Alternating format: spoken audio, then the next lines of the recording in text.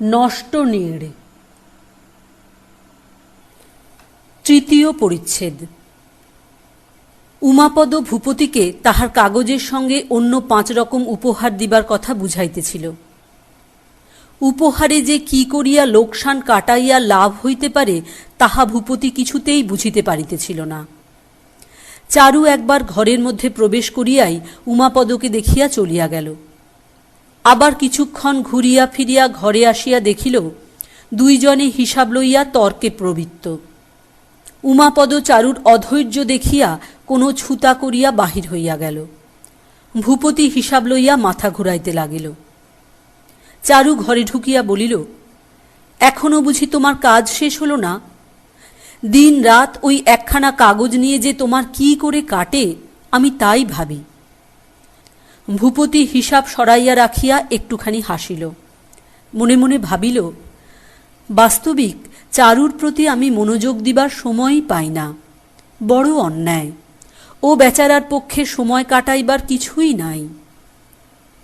ভূপতি স্নেহপূর্ণ স্বরে কহিল, আজ যে তোমার পড়া নেই?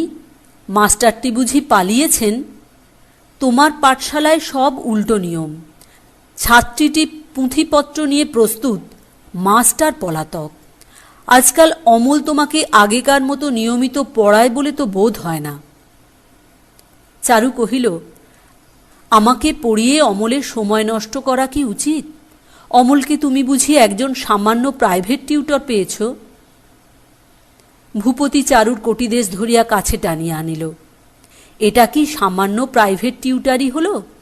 তোমার মতো বৌঠানকে যদি পড়াতে পেতুম তাহলে। চারু, ইস ইস, তুমি আর বলো না।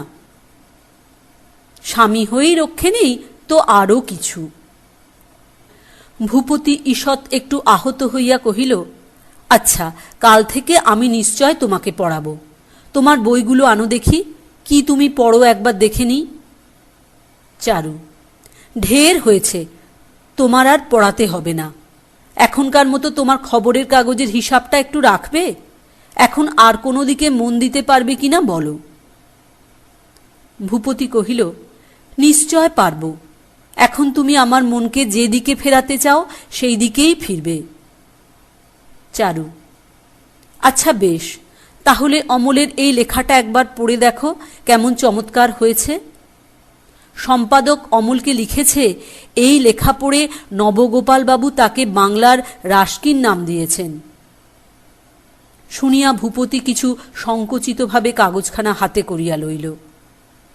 খুলিয়া দেখিল লেখাটির নাম আষাঢ়ের চাঁদ। গত 2 সপ্তাহ ধরিয়া ভূপতি ভারত গভর্নমেন্টের বাজেট সমালোচনা লইয়া বড় বড় অঙ্কপাত করিতেছিল।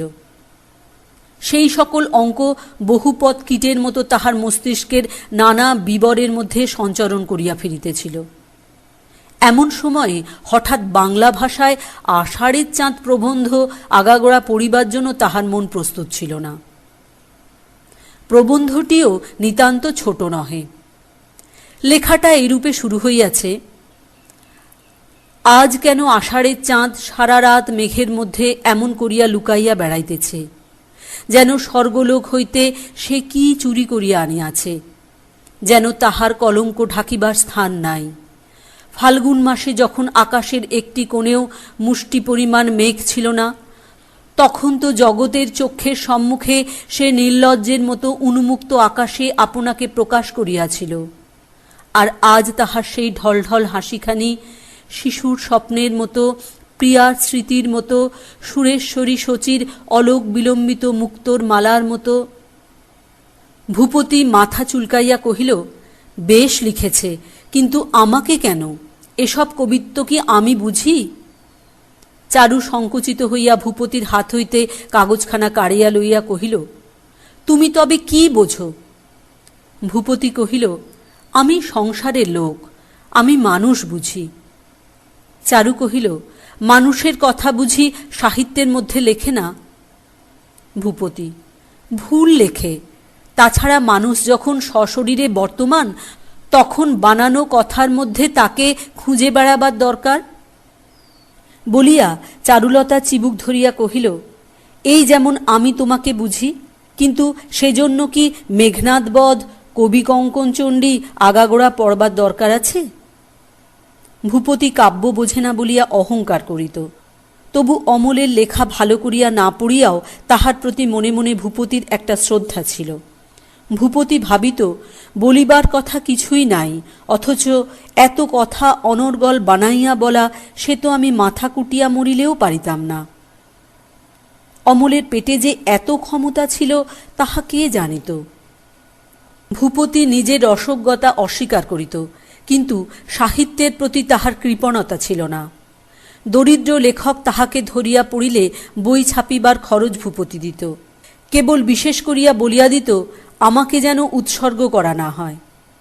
বাংলা ছোট বড় সমস্ত সাপ্তাহিক এবং মাসিকপত্র, খ্যাত অখ্যাত, পাঠ্য অপাঠ্য সমস্ত বই শেখে নিত।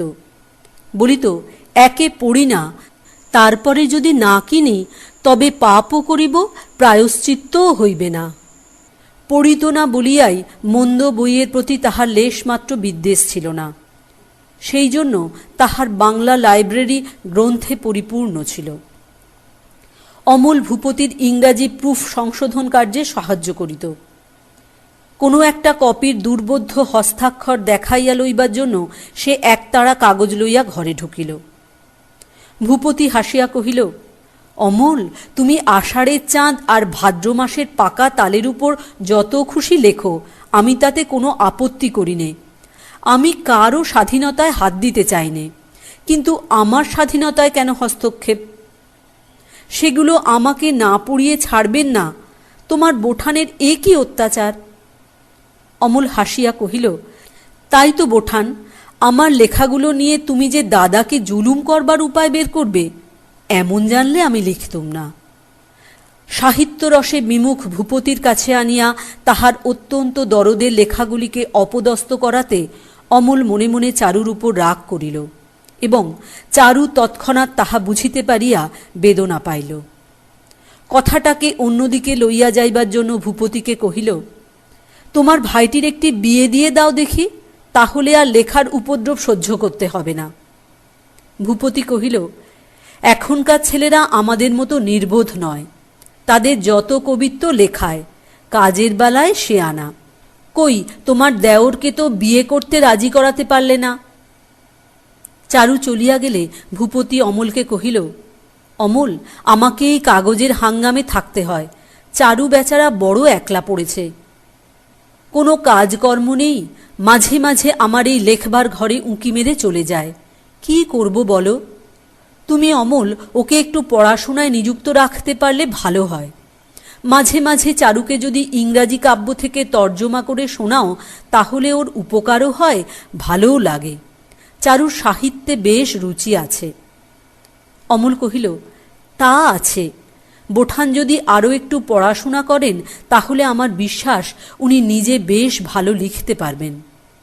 ভূপতি হাসিয়া কহিল, ততটা আশা করি নে, কিন্তু চারু বাংলা লেখার ভালো মন্দ আমার চেয়ে ঢের বুঝতে পারে। অমল, ওর কল্পনা শক্তি বেশ আছে, স্ত্রীলোকের মধ্যে এমন দেখা যায় না। ভূপতি, পুরুষের মধ্যেও কম দেখা যায়, তার সাক্ষী আমি। আচ্ছা, তুমি তোমার বউ ঠাকরুনকে যদি গড়ে তুলতে পারো, আমি তোমাকে পারিতোষিক দেব।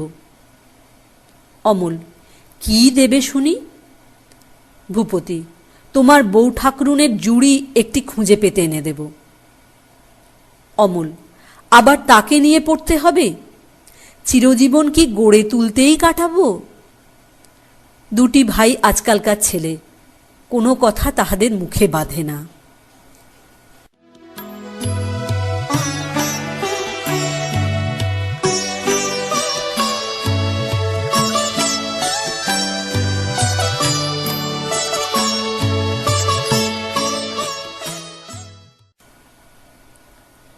চতুর্থ পরিচ্ছেদ।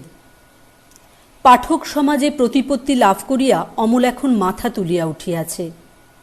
আগে সে স্কুলের ছাত্রটির মতো থাকিত, এখন সে যেন সমাজের গণ্যমান্য মানুষটির মতো হইয়া উঠিয়াছে। মাঝে মাঝে সভায় সাহিত্য প্রবন্ধ পাঠ করে। সম্পাদক ও সম্পাদকের দূত তাহার ঘরে আসিয়া বসিয়া থাকে। তাহাকে নিমন্ত্রণ করিয়া খাওয়ায়, নানা সভায় সভ্য এবং সভাপতি হইবার জন্য তাহার নিকট অনুরোধ আসে। ভূপতির ঘরে দাসদাসী আত্মীয় স্বজনের চক্ষে তাহার প্রতিষ্ঠা স্থান অনেকটা উপরে উঠিয়া গেছে। মন্দাকিনী এতদিন তাহাকে বিশেষ একটা কেহ বলিয়া মনে করে নাই। অমল এবং চারুর হাস্যালাপ আলোচনাকে সে ছেলে মানুষই বলিয়া উপেক্ষা করিয়া পান সাজিত ও ঘরের কাজকর্ম করিত। নিজেকে সে উহাদের চেয়ে শ্রেষ্ঠ ও সংসারের পক্ষে আবশ্যক বলিয়াই জানিত। অমলের পান খাওয়া অপরিমিত ছিল। মন্দার উপর পান সাজিবার ভার থাকাতে সে পানের অযথা অপব্যয়ে বিরক্ত হইত। অমলে চারুতে ষড়যন্ত্র করিয়া মন্দার পানের ভাণ্ডার প্রায় লুঠ করিয়া আনা তাহাদের একটা আমোদের মধ্যে ছিল। কিন্তু এই শৌখিন চোর দুটির চৌর্য পরিহাস মন্দার কাছে আমোদজনক বোধ হইত না। আসল কথা, একজন আশ্রিত অন্য আশ্রিতকে প্রসন্ন চক্ষে দেখে না। অমলের জন্য মন্দাকে যেটুকু গৃহকর্ম অতিরিক্ত করিতে হইত, সেইটুকুতে সে যেন কিছু অপমান বোধ করিত। চারু অমলের পক্ষপাতী ছিল বলিয়া মুখ ফুটিয়া কিছু বলিতে পারিত না, কিন্তু অমলকে অবহেলা করিবার চেষ্টা তাহার সর্বদাই ছিল। সুযোগ পাইলেই দাস দাসীদের কাছে গোপনে অমলের নামে খোঁচা দিতে সে ছাড়িত না। তাহারাও যোগ দিত। কিন্তু অমলের যখন অভ্যুত্থান আরম্ভ হইল, তখন মন্দার একটু চমক লাগিল। সে অমল এখন আর নাই। এখন তাহার সংকুচিত নম্রতা একেবারে ঘুচিয়া গেছে। অপরকে অবজ্ঞা করিবার অধিকার এখন যেন তাহারই হাতে। সংসারে প্রতিষ্ঠা প্রাপ্ত হইয়া যে পুরুষ অসংশয়ে অকুণ্ঠিতভাবে নিজেকে প্রচার করিতে পারে, যে লোক একটা নিশ্চিত অধিকার লাভ করিয়াছে, সেই সমর্থ পুরুষ সহজেই নারীর দৃষ্টি আকর্ষণ করিতে পারে। মন্দা যখন দেখিল অমল চারিদিক হইতেই শ্রদ্ধা পাইতেছে, তখন সেও অমলের উচ্চ মস্তকের দিকে মুখ তুলিয়া চাহিল। অমলের তরুণ মুখে নবগৌরবের গর্বোজ্জ্বল দীপ্তি মন্দার চক্ষে মোহ আনিল। সে যেন অমলকে নূতন করিয়া দেখিল। এখন আর পান চুরি করিবার প্রয়োজন রহিল না। অমলের খ্যাতিলাভে চারুর এই আর একটা লোকসান। তাহাদের ষড়যন্ত্রের কৌতুক বন্ধনটুকু বিচ্ছিন্ন হইয়া গেল। পান এখন অমলের কাছে আপনি আসিয়া পড়ে, কোনো অভাব হয় না। তাহা ছাড়া তাহাদের দুইজনে গঠিত দল হইতে মন্দাকিনীকে নানা কৌশলে দূরে রাখিয়া তাহারা যে আমোদ বোধ করিত, তাহাও নষ্ট হইবার উপক্রম হইয়াছে। মন্দাকে তফাতে রাখা কঠিন হইল। অমল যে মনে করিবে চারুই তাহার একমাত্র বন্ধু ও সমজদার, ইহা মন্দার ভালো লাগিত না। পূর্বকৃত অবহেলা সে সুদে আসলে শোধ দিতে উদ্যত। সুতরাং অমলে চারুতে মুখোমুখি হইলেই মন্দা কোনো ছলে মাঝখানে আসিয়া ছায়া ফেলিয়া গ্রহণ লাগাইয়া দিত। হঠাৎ মন্দার এই পরিবর্তন লইয়া চারু তাহার অসাক্ষাতে যে পরিহাস করিবে, সে অবসরটুকু পাওয়া শক্ত হইল। মন্দার এই অনাহুত প্রবেশ চারুর কাছে যত বিরক্তিকর বোধ হইত, অমলের কাছে ততটা বোধ হয় নাই। এ কথা বলা বাহুল্য। বিমুখ রমণীর মন ক্রমশ তাহার দিকে যে ফিরিতেছিল, ইহাতে ভিতরে ভিতরে সে একটা আগ্রহ অনুভব করিতেছিল। কিন্তু চারু যখন দূর হইতে মন্দাকে দেখিয়া তীব্র মৃদুস্বরে বলিত, ওই আসছেন, তখন অমলও বলিত, তাই তো, জালালে দেখছি। পৃথিবীর অন্য সকল সঙ্গের প্রতি অসহিষ্ণুতা প্রকাশ করা তাহাদের একটা দস্তুর ছিল। অমল সেটা হঠাৎ কি বলিয়া ছাড়ে। অবশেষে মন্দাকিনী নিকটবর্তিনী হইলে অমল যেন বলপূর্বক সৌজন্য করিয়া বলিত, তারপরে মন্দা বৌঠান, আজ তোমার পানের বাটায় বাটপাড়ির লক্ষণ কিছু দেখলে? মন্দা, যখন চাইলেই পাও ভাই, তখন চুরি করবার দরকার। অমল, চেয়ে পাওয়ার চেয়ে তাতে সুখ বেশি।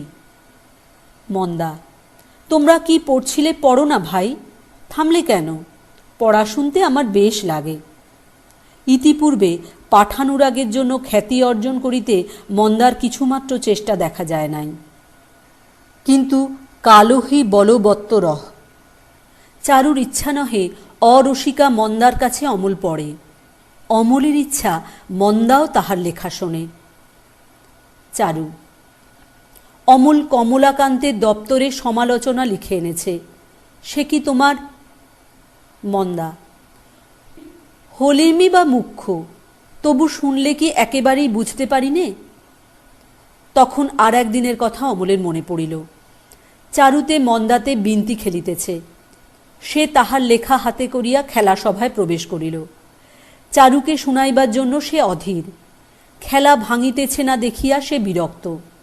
অবশেষে বলিয়া উঠিল, তোমরা তবে খেলো বৌঠান, আমি অখিল বাবুকে লেখাটা শুনিয়া আসি গে। চারু অমলে চাদর চাপিয়া কহিল, আহ, বসো না, যাও কোথায়, বলিয়া তাড়াতাড়ি হারিয়া খেলা শেষ করিয়া দিল। মন্দা বলিল, তোমাদের পড়া আরম্ভ হবে বুঝি, তবে আমি উঠি। চারু ভদ্রতা করিয়া কহিল, কেন, তুমিও শোনো না ভাই? মন্দা: না ভাই, আমি তোমাদের ওসব ছাইপাশ কিছুই বুঝি নে, আমার কেবল ঘুম পায়। বলিয়া সে অকালে খেলাভঙ্গে উভয়ের প্রতি অত্যন্ত বিরক্ত হইয়া চলিয়া গেল। সেই মন্দা আজ কমলাকান্তের সমালোচনা শুনিবার জন্য উৎসুক। অমল কহিল, তা বেশ তো মন্দা বৌঠান, তুমি শুনবে সে তো আমার সৌভাগ্য। বলিয়া পাতা উল্টাইয়া আবার গোড়া হইতে পড়িবার উপক্রম করিল। লেখার আরম্ভে সে অনেকটা পরিমাণ রস ছড়াইয়াছিল, সেটুকু বাদ দিয়া পড়িতে তাহার প্রবৃত্তি হইল না।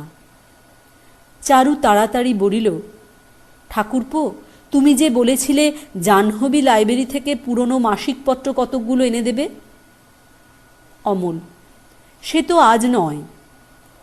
চারু: আজই তো। বেশ, ভুলে গেছো বুঝি? অমল: ভুলব কেন, তুমি যে বলেছিলে। চারু: আচ্ছা বেশ, এনো না, তোমরা পড়ো, আমি যাই, পরেশকে লাইব্রেরিতে পাঠিয়ে দিই গে। বলিয়া চারু উঠিয়া পড়িল। অমল বিপদ আশঙ্কা করিল। মন্দা মনে মনে বুঝিল, এই মুহূর্তের মধ্যেই চারুর প্রতি তাহার মন বিষাক্ত হইয়া উঠিল।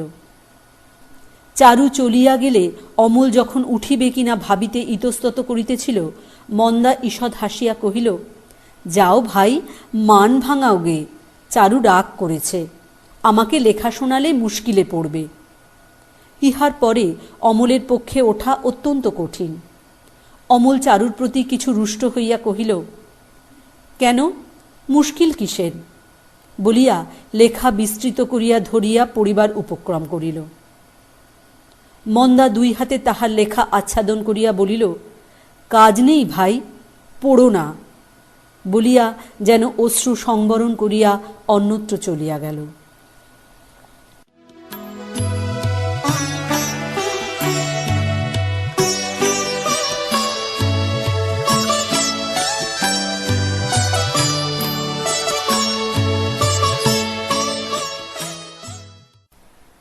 পঞ্চম পরিচ্ছেদ।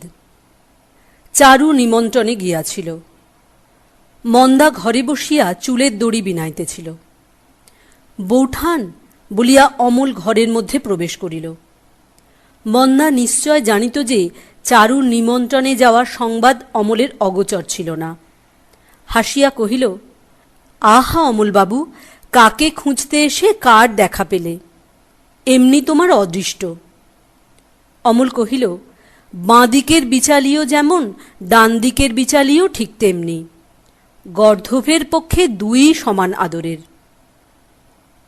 বলিয়া সেইখানে বসিয়া গেল। অমল: মন্দা বোঠান, মন্দা বোঠান, তোমাদের দেশের গল্প বলো, আমি শুনি। লেখার বিষয় সংগ্রহ করিবার জন্য অমল সকলের সব কথা কৌতূহলের সহিত শুনিত। সেই কারণে মন্দাকে এখন সে আর পূর্বের ন্যায় সম্পূর্ণ উপেক্ষা করিত না। মন্দার মনস্তত্ত্ব, মন্দার ইতিহাস এখন তাহার কাছে ঔৎসুক্যজনক। কোথায় তাহার জন্মভূমি তাহার গ্রামটি কিরূপ, ছেলেবেলা কেমন করিয়া কাটিত, বিবাহ হইল কবে ইত্যাদি সকল কথাই সে খুঁটিয়া খুঁটিয়া জিজ্ঞাসা করিতে লাগিল। মন্দার ক্ষুদ্র জীবন বৃত্তান্ত সম্বন্ধে এত কৌতূহল কেহ কখনো প্রকাশ করে নাই। মন্দা আনন্দে নিজের কথা বকিয়া যাইতে লাগিল। মাঝে মাঝে কহিল, কি বকছি তার ঠিক নাই। অমল উৎসাহ দিয়া কহিল, না, আমার বেশ লাগছে, বলে যাও। মন্দার বাপের এক কানা গোমস্তা ছিল। সে তাহার দ্বিতীয় পক্ষে স্ত্রীর সঙ্গে ঝগড়া করিয়া একদিন অভিমানে অনশনব্রত গ্রহণ করিত। অবশেষে ক্ষুধার জ্বালায় মন্দাদের বাড়িতে কিরূপে গোপনে আহার করিতে আসিত এবং দৈবাৎ একদিন স্ত্রীর কাছে কিরূপে ধরা পড়িয়াছিল, সেই গল্প যখন হইতেছে এবং অমল মনোযোগের সহিত শুনিতে শুনিতে সকৌতুকে হাসিতেছে, এমন সময় চারু ঘরের মধ্যে আসিয়া প্রবেশ করিল। গল্পের সূত্র ছিন্ন হইয়া গেল। তাহার আগমনে হঠাৎ একটা জমাট সভা ভাঙিয়া গেল। চারু তাহা স্পষ্টই বুঝিতে পারিল। অমল জিজ্ঞাসা করিল, বৌঠান, এত সকাল সকাল ফিরে এলে যে? চারু কহিল, তাই তো দেখছি, বেশ সকাল সকালই ফিরেছি, বলিয়া চলিয়া যাইবার উপক্রম করিল। অমল কহিল, ভালোই করেছ, বাঁচিয়েছ আমাকে। আমি ভাবছিলুম কখন না জানি ফিরবে। মন্মথ দত্তর সন্ধ্যার পাখি বলে নূতন বইটা তোমাকে পড়ে শোনাবো বলে এনেছি। চারু, এখন থাক, আমার কাজ আছে। অমল, কাজ থাকে তো আমাকে হুকুম করো, আমি করে দিচ্ছি। চারু জানিত অমল আজ বই কিনিয়া আনিয়া তাহাকে শুনাইতে আসিবে। চারু ঈর্ষা জন্মাইবার জন্য মন্মথর লেখার প্রচুর প্রশংসা করিবে এবং অমল সেই বইটাকে বিকৃত করিয়া পড়িয়া বিদ্রূপ করিতে থাকিবে। এই সকল কল্পনা করিয়াই অধৈর্যবশত সে অকালে নিমন্ত্রণ গৃহের সমস্ত অনুনয় বিনয় লঙ্ঘন করিয়া অসুখের ছুতায় গৃহে চলিয়া আসিতেছে। এখন বার বার মনে করিতেছে, সেখানে ছিলাম ভালো, চলিয়া আসা অন্যায় হইয়াছে। মন্দাও তো কম বেহায়া নয়। একলা অমলের সহিত এক ঘরে বসিয়া দাঁত বাহির করিয়া হাসিতেছে। লোকে দেখিলে কি বলিবে? কিন্তু মন্দাকে এ কথা লইয়া ভৎসনা করা চারুর পক্ষে বড় কঠিন। কারণ মন্দা যদি তাহারই দৃষ্টান্তের উল্লেখ করিয়া জবাব দেয়, কিন্তু সে হইল এক আর এ হইল এক। সে অমলকে রচনায় উৎসাহ দেয়, অমলের সঙ্গে সাহিত্য রচনা করে, কিন্তু মন্দার তো সে উদ্দেশ্য আদবেই নয়। মন্দা নিঃসন্দেহই সরল যুবককে মুগ্ধ করিবার জন্য জাল বিস্তার করিতেছে। এই ভয়ঙ্কর বিপদ হইতে বেচারা অমলকে রক্ষা করা তাহার কর্তব্য। অমলকে এই মায়াবিনীর মতলব কেমন করিয়া বুঝাইবে? বুঝাইলে তাহার প্রলোভনে নিবৃত্তি না হইয়া যদি উল্টা হয়? বেচারা দাদা, তিনি তাহার স্বামীর কাগজ লইয়া দিন রাত খাটিয়া মরিতেছেন, আর মন্দা কিনা কোনটিতে বসিয়া অমলকে ভুলাইবার জন্য আয়োজন করিতেছে। দাদা বেশ নিশ্চিন্ত আছেন। মন্দার উপরে তাঁর অগাধ বিশ্বাস।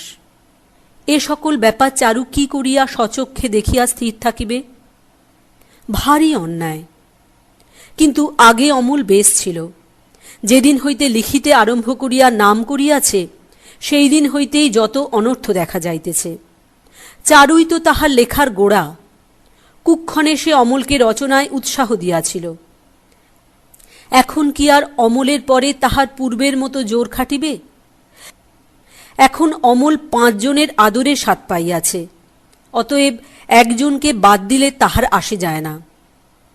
চারু স্পষ্টই বুঝিল, তাহার হাত হইতে গিয়া 5 জনের হাতে পড়িয়া অমলের সমূহ বিপদ। চারুকে অমল এখন নিজের ঠিক সমকক্ষ বলিয়া জানে না। চারুকে সে ছাড়াইয়া গেছে।